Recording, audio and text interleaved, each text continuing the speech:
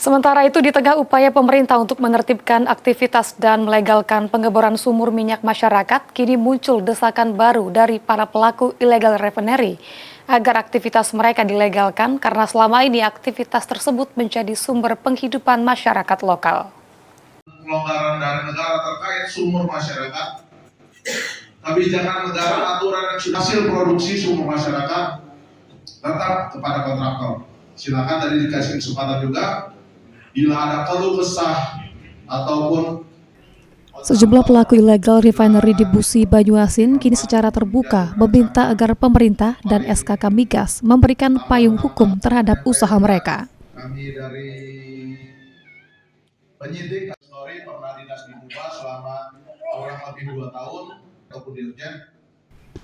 Mereka menilai jika kegiatan illegal drilling atau pengeboran minyak rakyat mulai dibahas untuk dilegalkan, maka seharusnya penyulingan minyak rakyat juga mendapatkan perlakuan yang sama. Siap berlaku, namun ketika pasca Warga mengaku siap untuk menaati aturan jika seandainya kegiatan penyulingan minyak masyarakat bisa juga dilegalkan, seperti kegiatan pengeboran sumur minyak rakyat di Busi Banyuasin. Tokoh pemuda juga yang bisa merangkul. Harapannya sih penyulingan massa ini ya, ada katakan kita berharap kan harus ada legalitas lah Pak. Kita pun jenuh juga dianggap jadi kita ilegal atau apa kan. Kucing-kucingan ya Pak ya. Kita kan kalau dikatakan tadi kekurangan sumber energi kan, kita membantu pemerintah gitu ya. Cuman dari pemerintah gimana ini minyak ini, janganlah ditutup atau apa, pikirkan banyak gitu kan. Masyarakat banyak yang harus dipikirkan gitu kan. Kita kan rakyat cari kehidupan yang layak gitu Pak. Sejauh ini titik terang untuk legalitasnya Pak, refinery sudah ada belum Pak? Masyarakat baik dari pengebor maupun penyuling. Sementara itu, SKK Migas dan aparat penegak hukum menegaskan bahwa hingga kini belum ada regulasi yang memungkinkan legalisasi penuh terhadap kegiatan penyulingan di Busi Banyuasin. SKK Migas menilai kegiatan ini berpotensi menimbulkan kerugian negara hingga triliunan rupiah dan berdampak besar terhadap kerusakan lingkungan.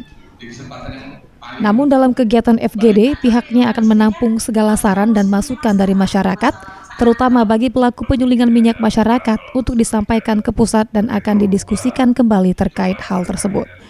Selanjutnya Permen 14 terkait minyak masyarakat Pak. Ini kan ada sejumlah keluhan dari penyulingan Pak yang memang menjadi tanda tanya besar dari masyarakat. Bagaimana nasib mereka ketika permen ini berlaku hanya untuk pengebor saja Pak?